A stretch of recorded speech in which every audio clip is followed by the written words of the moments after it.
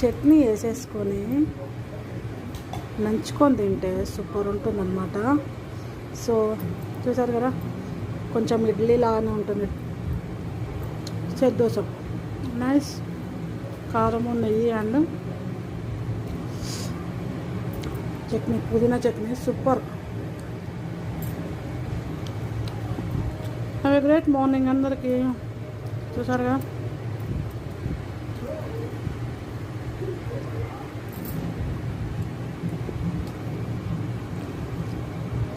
happy dosa, set dosa తింటూ TV చూస్తూ